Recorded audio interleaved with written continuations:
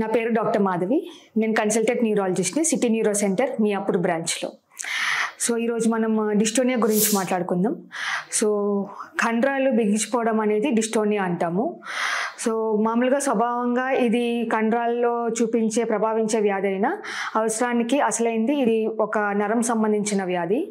So మామూలుగా మనం ఒక మూమెంట్ చేయాలనుకోండి, బ్రెయిన్ నుంచి సిగ్నల్ రావాలి. ఇప్పుడు ఒక చెయ్యి పొజిషన్లోకి రావాలి అని అంటే ఏ మజిల్ అనేది కంట్రాక్ట్ అవ్వాలి, ఏ మజిల్ అనేది కొద్దిగా రిలాక్స్ అవ్వాలి అనేది బ్రెయిన్ నుంచి సిగ్నల్ వస్తుంది.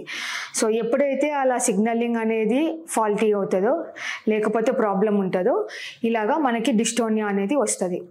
సో ఈ డిస్టోనియా అనేది చిన్నపిల్లలకైనా రావచ్చు, పెద్దవాళ్ళకైనా రావచ్చు.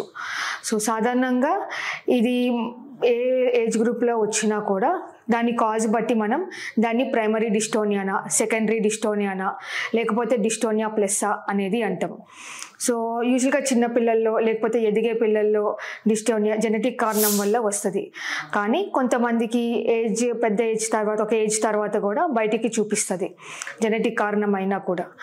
అదే సెకండరీ డిస్టోనియా అనుకోండి, వేరే కారణాల వల్ల లేకపోతే బ్రెయిన్లో ఏమైనా ఎఫెక్ట్ అవ్వడం వల్ల చూపించేది సెకండరీ డిస్టోనియా అంటాం. సో అది స్ట్రోక్ వల్ల అయినా, లేకపోతే ఎనీ ట్యూమర్స్ అయినా, infection, any related brain injury వల్ల, ట్రామా అయినా మనకి ఇలాగా డిస్టోనియా రావచ్చు.